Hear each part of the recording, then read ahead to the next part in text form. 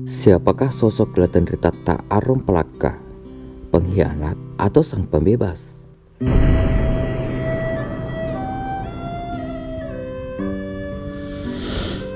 Sejak kecil, dari pelajaran dan buku-buku sejarah, kita mungkin sering mendengar nama Arum Palaka yang ada di benak kita saat itu dan sampai sekarang, bahwa ia adalah seorang pengkhianat bangsa karena bekerja sama dengan VOC memerangi Sultan Hasanuddin. Siapakah sebenarnya beliau? Apa sebetulnya motif bekerja sama dengan VOC dan memerangi bangsanya sendiri? Catatan pendek ini semoga dapat memberi sedikit pencerahan. Nama Arum Palaka cukup banyak sehingga bila ingin disebut semuanya bisa menjadi barisan kalimat nama yang panjang. Arum Palaka adalah tokoh sentral yang mengubah jalannya percaturan kekuasaan di kawasan Sulawesi Selatan pada abad ke-17. Dalam banyak buku tentang ketokohan dan perjuangannya seringkali membuat pembaca, khususnya peminat sejarah Sulawesi Selatan yang bukan orang Bugis Makassar, menjadi bingung karena banyaknya nama yang diletakkan pada diri Arum Palaka. Kata Arum Palaka hanyalah sebuah gelar untuk mengetahui siapa nama sesungguhnya sang pembebas itu. Berikut daftar nama-namanya. 1. Latendritata Toa Petunro. Latendritata Toa Petunro adalah nama kecil dan nama remaja Arum Palaka. Kata depan La menunjukkan bahwa yang bersangkutan adalah bangsawan laki-laki. Kata Tendri artinya tidak, sedangkan Tata bermakna kemauan. Toa Petunro artinya menundukkan. Jadi, Latendritata Toa Petunro itu artinya laki-laki bangsawan yang tidak dapat dibatasi kemauannya dan orang yang menundukkan. Yang kedua, Deng Serang adalah nama Arum Palaka saat berada di Makassar saat Bone telah dijajah oleh Goa. Arum Palaka dan keluarganya dipekerjakan di rumah bangsawan tinggi Goa, sedang orang Bugis Bone Sopeng lainnya menderita kerja paksa membangun benteng-benteng Makassar. Arum Palaka pun juga merasakan kerja paksa bersama rakyatnya tersebut. Yang ketiga, Datu Mario Riwawo artinya Raja di Mario Riwawo.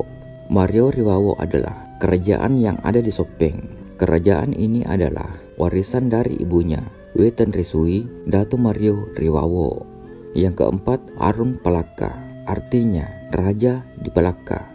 Palaka adalah salah satu kerajaan yang ada dalam wilayah Bone. Kerajaan Palaka adalah warisan dari kakeknya, Latendri Rua Arum Palaka Matinre Ribantaing, Raja Bone ke-11. Menurut tradisi kerajaan Bone, bahwa yang berhak menjadi raja di Palaka berhak pula menjadi raja di Bone. Namun, tidak semua Raja Bone pernah menjadi raja di Palaka. Yang kelima, Peta Melampi Egemena artinya raja yang berambut panjang. Nama ini terkait dengan sumpahnya bahwa Arum Palaka tidak akan memotong rambutnya jika belum berhasil membebaskan rakyatnya dari penjajahan Goa. Rambut Arum Palaka tersebut terus menyertai masa perjuangannya 1660 sampai 1667 dan nantilah dipotong setelah perjuangannya dianggapnya telah berhasil.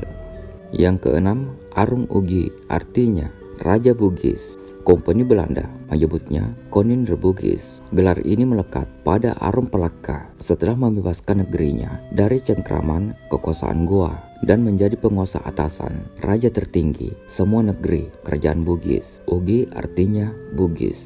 Yang ketujuh, Peta Tori Sompai artinya Raja yang disembah. Gelar ini melekat pada Arum Palaka sebagai sebuah sebutan dari rakyatnya karena begitu diagungkannya sosoknya sebagai pahlawan dan raja yang berjasa menaklukkan kerajaan Makassar.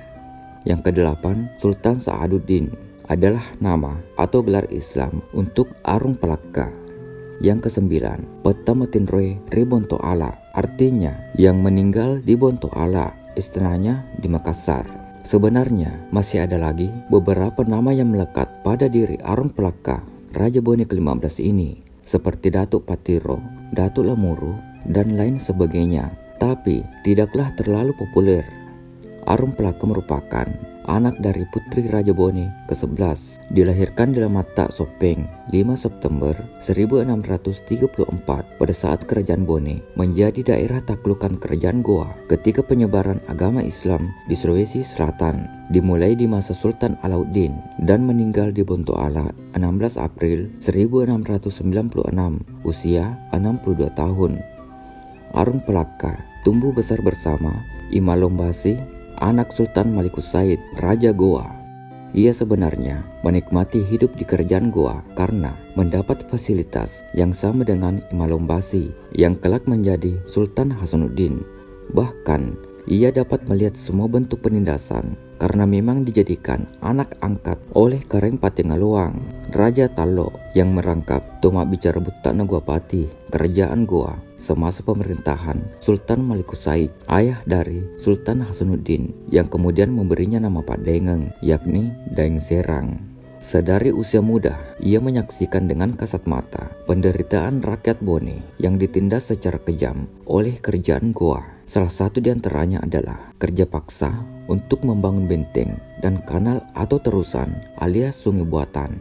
Setelah dewasa, Arung Pelaka semakin hari semakin membulatkan tekadnya untuk membebaskan Bone dari penindasan Goa. Akan tetapi, banyak kerabatnya yang tidak mendukung karena dianggap melawan Goa adalah tindakan nekat dan mereka tidak yakin bisa memenangkan pertempuran karena kalah pasukan dan persenjataan.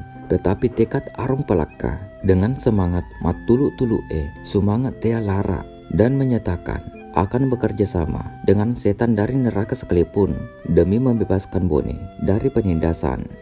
Menurut catatan sejarah, ada satu hal yang membuat Arung Pelaka amat sangat tersinggung sehingga membulatkan tekadnya untuk menaklukkan Goa, yaitu pemaksaan yang dilakukan oleh Kareng Kerundrung. Sebutlah Perdana Menteri Goa Talo saat itu yang memerintahkan semua orang Bone, Sopeng, dan semua daerah taklukannya untuk membangun benteng Sumbo Opu yang kala itu terancam diserang oleh VOC.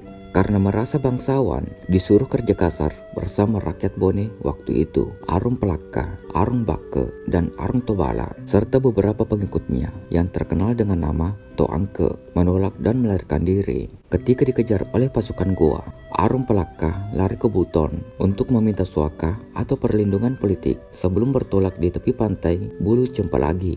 Arung Pelaka mengucapkan sumpah yang berbunyi, "Ia paku tepe iweluaku narekopur kupacolo darana anak madartaku nagoa," sembari menghentakkan kakinya ke batu, kemudian melompat naik ke perahu. Saking kerasnya sentakan kaki Arung Pelaka, bekas telapak kakinya masih berbekas di batu sampai sekarang di pantai Bukit Cempalagi. Pelarian mereka akhirnya sampai ke Batavia. Di Batavia, ia menjalin kesepahaman dengan VOC Belanda. VOC sendiri memiliki visi menguasai kerajaan Goa. Mereka sudah berulang kali menyerang Goa, akan tetapi selalu gagal. Jika mereka berhasil memenangkan peperangan, maka Goa akan dikuasai oleh VOC, sedangkan Bone tidak akan diinjak oleh kompeni VOC Belanda.